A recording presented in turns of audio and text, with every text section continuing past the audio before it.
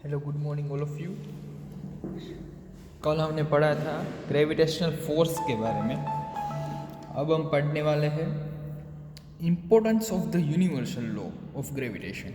क्या है इम्पोर्टेंस, क्या है इस यूनिवर्सल का। तो आप पढ़ सकते हो यहाँ पे, the universal law of gravitation successfully explain several phenomena which were believe to be unconnected. कई सारी ऐसी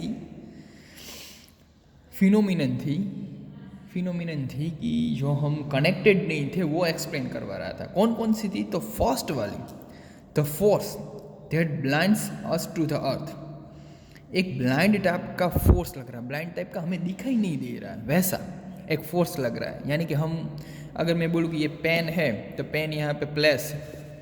क्यों प्लेस है? अगर प्लेन को मैंने यहाँ से छोड़ दिया तो नीचे ही क्यों जा रही है? एक ब्लाइंड टाइप का फोर्स लग रहा है, तो वो फोर्स की वजह से वो नीचे की ओर जा रहे हैं। तो ये ब्लाइंड फोर्स एक अंडरस्टैंड करवाया। फिर the motion of the moon around the earth. जो मून है वो राउंड सर्कल में मोशन कर रहा है अर्थ के आसपास कंप्लीटली। अगर मैं बोलूँ कि कोई अर्थ है, ओके, अगर मैं आपको एक्सप्लेन करवाऊँ तो वही अर्थ के आसपास एक अर्थ है और उसके आसपास moon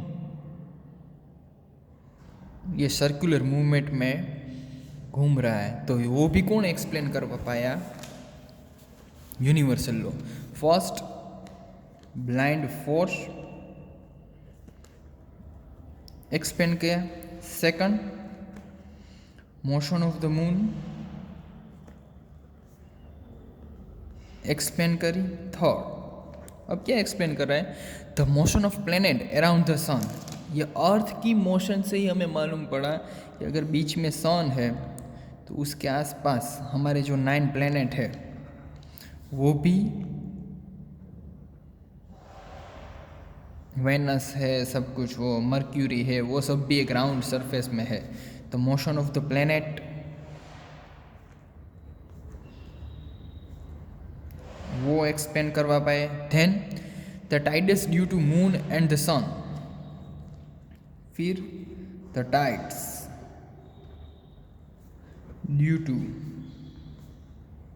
the moon and sun. Tides कहाँ पे होती है? टाइड्स मतलब सी के अंदर होती है, अगर आपको मालूम हो। तो टाइड्स कहाँ पे होती है? सी के अंदर। अगर आपको मालूम हो तो गुजरातीમાં કહું તો ભરતી અને ઓટ। अगर मैं बोलूँ आपको अंडरस्टैंड करवाऊँ तो कई बार अब जो पूनम वगैरह होती है तब जो सी हमारा होता है, जो दरिया वगैरह होता है, वो थोड़ा आगे हो जाता है। फिर कई बार वो दरिया पीछे हो जाता है, हमें लग रहा है कि ये जो हमारा सी वाटर है वो थोड़ा पीछे चला गया। तो ये जो आगे पीछे वाटर हो रहा है विथ रिस्पेक्ट टू मून और सन की पोजीशन से हो रहा है, तो उसे हम बोलेंगे टाइड्स। समझ में आ रहा है? तो ये टाइड्स की पॉसिबिलिटी भी क्यों है, ये विथ रिस्पेक्ट टू टाइम क्यों हो रहा है, एक पर्टिकुलर टाइम्स के हिसाब से, तो उसकी बात भी ग्रेविटेशनल फोर्स ही अंडरस्टैंड करवा पाया। तो इम्पोर्टेंस अगर पूछा जाए, आईएमपी क्वेश्चन है, importance of the universal law of gravitation, तो ये आपको अंडरस्टैंड करना है। एक ब्लाइंड फोर्स एक्सप्लेन करवा रहा है, motion of the moon explain करवा रहा है, motion of the planet explain करवा रहा है, then tides due to the moon and sun वो भी आपको एक्सप्लेन करवा रहा है। ओके, अब हम बात करेंगे new topic, free fall. What is the meaning of free fall? तो ये इम्पोर्टेंस की बात होगी, 4 इम्पोर्टेंस हैं ग्रेविटेशनल फोर्स के। अब हम बात करेंगे फ्री फॉल की बात। What is the meaning of free fall? Free fall क्या है? तो चलो 1 by 1 टेक्स्ट बुक में से पहले रीड करेंगे, फिर कुछ अंडरस्टैंड वैसा डिफिकल्ट लग रहा है तो मैं आपको अंडरस्टैंड करवाऊंगा। Let us try to understand the meaning of free fall by performing this activity. एक एक्टिविटी की है, उसके हिसाब से हमें बताया गया है कि फ्री फॉल क्या है। एक्टिविटी हम बाद में पढ़ने वाले हैं, पहले आप वो थियरी कंप्लीट कीजिए। We have learn that the earth attract object towards it. This is due to the gravitational force. Whenever objects fall towards the earth under this force alone, we say that the objects are in free fall. Is there any change in the velocity of falling object? While falling, there is no change in the direction of motion of the object, but due to the earth attraction, there will be a change in the magnitude of the velocity. Any change in velocity involves acceleration. Whenever object falls toward the earth, an acceleration is involved. This acceleration is due to the earth gravitational force. Therefore, this acceleration is called the acceleration due to the gravitational force of the earth or acceleration due to gravity. It is denoted by g. The unit of g is the same as that of the acceleration, that is metre per second square. क्या बताया गया है? Free fall के बारे में कुछ बताया गया है. ओके, अब हम अंडरस्टैंड करते हैं कि फ्री फॉल क्या है. अगर कोई स्टोन, मान लो कि ये स्टोन है, एक हाइट पे रखा हुआ है. ये क्या है? आपका स्टोन है, सम हाइट पे रखा हुआ है. ओके, ये आपकी अर्थ है. ये दोनों के बीच कोई हाइट का डिस्टेंस है. अब यहाँ से आपने पकड़ा हुआ है, ये टाइट पकड़ा हुआ है आपसे. ओके, यहाँ से आपने ये छोड़ दिया. यहाँ से छोड़ दिया तो अर्थ क्या करेगी? इसे अट्रैक्ट करेगी. Attract to earth. अर्थ के नीचे आएगा ये स्टोन.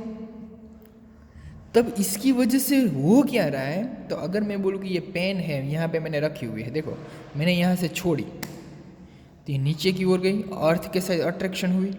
तो हमने ऑब्जर्वेशन क्या किया कि उसकी डायरेक्शन में चेंज नहीं हो रहा है. Direction does not change. मैं यहाँ से उसको फ्री कर रहा हूँ, पहले पकड़ा हुआ है टाइट, फिर फ्री कर रहा हूँ तो वो नीचे की ओर जा रहा है. यानी कि डायरेक्शन सेम है, सेम डायरेक्शन में चला जा रहा है, लेकिन चेंज कहाँ पे हो रहा है? तो उसकी स्पीड में वेरिएशन आ रहा है. Change in speed, speed he change हो रही है. अगर आप देख रहे हो कि बॉल वगैरह आप शॉट वगैरह मारो तो आपका बॉल अपर की साइड जाएगा, फिर वो जैसे जैसे नीचे आता जाएगा ना, वैसे वैसे उसकी स्पीड इंक्रीज होती चली जा रही. यानी कि स्पीड का मैग्नीट्यूड चेंज होता जा रहा है. कैसे चेंज होता है? जैसे जैसे ये स्टोन नीचे की ओर चला जाएगा, स्पीड इंक्रीज होती चली जाएगी. स्पीड इंक्रीज हो रही है. ये स्पीड इंक्रीज क्यों हो रही है? क्योंकि अर्थ एक ग्रेविटेशनल फोर्स, अट्रैक्शन टाइप का फोर्स लगा रहा है ये स्टोन पे. अगर ये है और ये मेरी अर्थ है तो वो ये पेन को अट्रैक्ट कर रहा है. अट्रैक्ट की तो ये स्पीड ग्रेविटेशनल फोर्स उस पे वर्क कर रहा है. ये स्पीड इंक्रीज क्यों हो रही है? तो ड्यू टू ग्रेविटेशनल फोर्स. तब with respect to time speed में चेंजेस हो रहा है. विथ रिस्पेक्ट टू टाइम अगर स्पीड में चेंज हो रहा है तो उसे हम क्या कह रहे हैं? एक्सेलरेशन. क्योंकि स्पीड मैग्नीट्यूड, स्पीड का जो मैग्नीट्यूड है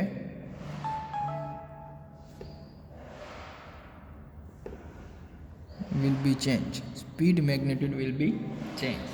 तो ये जो स्पीड का मैग्नीट्यूड चेंज हो रहा है जिसे हम कह रहे हैं एक्सेलरेशन. ये एक्सेलरेशन किस वजह से है? ये एक्सेलरेशन तो क्या ग्रेविटेशन की वजह से, ड्यू टू ग्रेविटेशनल. तो इस ग्रेविटेशनल एक्सेलरेशन को हम रिप्रेजेंट करेंगे स्मॉल जी से. कैसे रिप्रेजेंट करेंगे? स्मॉल जी से. ग्रेविटेशनल एक्सेलरेशन का एसआई यूनिट है, अब ये जी का SI unit metre per second square. Okay, तो कोई भी अगर सब्सटेंस या उसको आप यहाँ से अपने आप छोड़ रहे हैं तो उसकी डायरेक्शन चेंज नहीं हो रही, सिर्फ उसकी वेलोसिटी यानी कि स्पीड की मैग्नीट्यूड में चेंज हो रहा है. अब ये चेंज को हम बोलेंगे एक्सेलरेशन. किस लिए चेंज हो रहा है, तो कि ग्रेविटेशनल की वजह से चेंज हो रहा है। तो इसको हम क्या बोलेंगे, gravitational acceleration, due to acceleration due to gravitation. Okay, तो जी ऐसा unit is called metre per second square. तो इतना अंडरस्टैंड आपको हो गया कंप्लीटली। ओके, अगर कोई डाउट है तो हम एक वीडियोस वगैरह रखेंगे, तब आपको ये मुझे बताना है कि ये क्या है। अगर अंडरस्टैंड हो रहा है तो अच्छी बात है। तो इतना अंडरस्टैंड हो गया आपको। नाउ वी स्टडी अबाउट, इसके आगे हम बढ़ने वाले हैं। ओके, इतना लिख लो, 10.5, 10.6 एंड 10.7 ये कैंसिल हो चुके हैं कंप्लीटली। 10.5, 10.6 एंड 10.7 ये सब कुछ कंप्लीट हो चुका है, ये डिलेटेड पोर्शन में है। हम पढ़ेंगे सिर्फ 10.4 तक। ओके, यानी कि यहाँ पे हमारा चैप्टर वो क्या हो जाएगा, कंप्लीटली रिमूव हो जाएगा। Okay, now we understand, we know from the second law of motion. यहाँ से हम स्टार्ट करेंगे, वहाँ तक हमने अंडरस्टैंड कर लिया, अब यहाँ से स्टार्ट करें।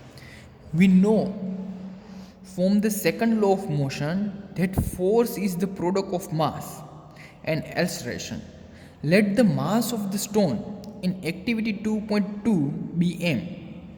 We already know that there is an acceleration involved in following object due to the gravitational force and is denoted by g. Therefore, the magnitude of the gravitational force F will be equal to the product of mass and acceleration due to the gravitational force that is F is equal to mg। अब कितना force लग रहा है ये क्या बता रहा है, we know from the second law of motion that force is the product of mass and acceleration. Second law क्या है न्यूटन्स का, तो वो आपको बता रहा है, हमने अब स्टडी किया है कि न्यूटन का second law, Newton second law, Newton second law explain क्या कर रहा है, सेकंड लॉ कुछ इस टाइप कर रहा है कि फोर्स उसके मास एंड एक्सेलरेशन के प्रोडक्ट बराबर होगी, F is equal to m, ये आपने पढ़ा हुआ है।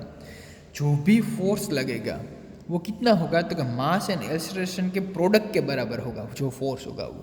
तो इतना अंडरस्टैंड हो गया। फिर आगे, अब स्टोन का मास जो भी है, we already know that there is acceleration involve is following object due to gravitational force and is detonated by G. Okay, तो अब फोर्स दो टाइप का फोर्स है, एक ग्रेविटेशनल फोर्स भी है, तो वो हम लिखते हैं G M small m capital M upon D square. तो एक न्यूटन का सेकंड लॉ और एक हमारा ग्रेविटेशनल लॉ, ये दोनों के फोर्स हमारे पास है। अब ये दोनों इक्वेशन को हम इक्वल करेंगे, एक तो कि m है, एक दूसरा है तो कि g capital M small m divide by D square. इतना समझ में गया। अब स्टोन का वेट तो सेम है, इसमें भी स्टोन का वेट सेम होगा, ग्रेविटेशन में भी सेम होगा। कैपिटल M यानी अर्थ का मास, स्मॉल m यानी स्टोन का मास। तो ये भी क्या है स्टोन, ये भी क्या है स्टोन, स्टोन स्टोन डिलीट, बचा क्या, एक्सेलरेशन बचा, g बचा, m बचा एंड डी स्क्वायर बचा। अब हमें फाइंड आउट क्या करना है, ये g, ये ग्रेविटेशनल कांस्टेंट है, मान लो ना ये ग्रेविटेशनल कांस्टेंट है।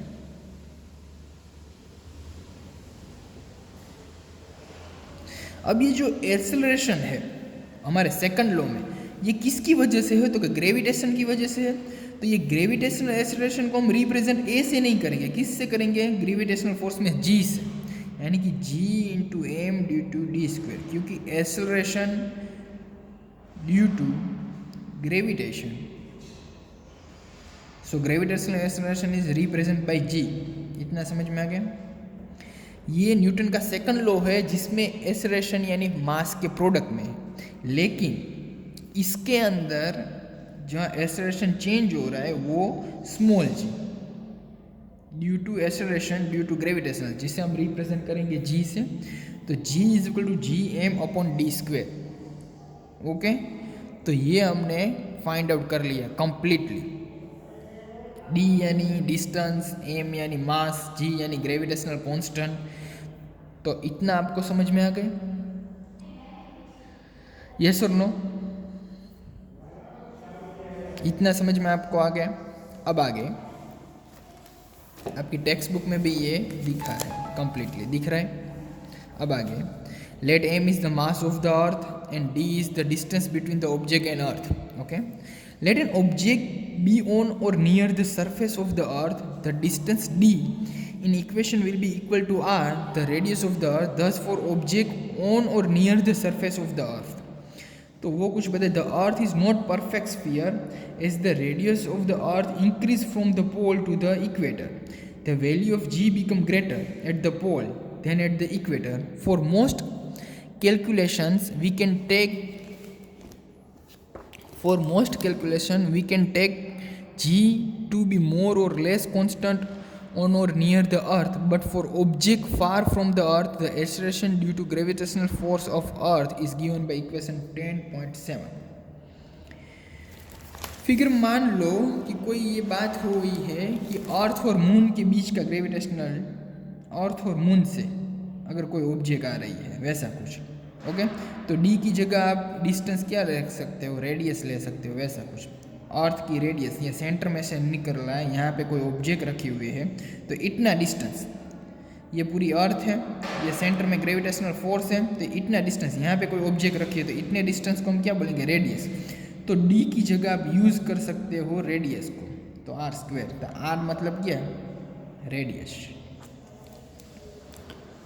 ओके, आर मतलब क्या है, रेडियस। तो इतना आपको समझ में आना चाहिए कि कोई भी ऑब्जेक्ट, फिर इक्वेटर एंड पोल्स के बारे में बताया गया है कि जैसे जहाँ जहाँ ग्रेविटेशनल फोर्स ज़्यादा होगा वहाँ वहाँ ग्रेविटेशनल एक्सेलरेशन क्या होगा, ज़्यादा होगा। ये प्रोपोर्शनल की sense, if gravitational force is increase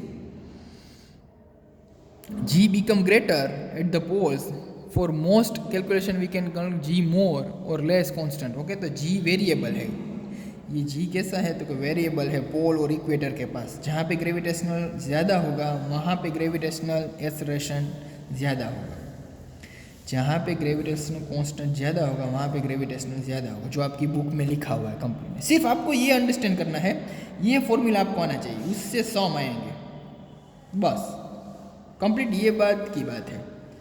तो अब आपको समझ में आ गया कि कोई भी सब्जेक्ट है उसको आप फॉलिंग वगैरह करा रहे हो, फ्री फॉल करा रहे हो, यानी कि कोई भी आप उस पर फोर्स नहीं लगा रहे हो, कंप्लीटली फोर्स बिना ही अगर आप उससे छोड़ रहे हो कोई भी एक हाइट से, तो अगर कोई हाइट से आप ऑब्जेक्ट,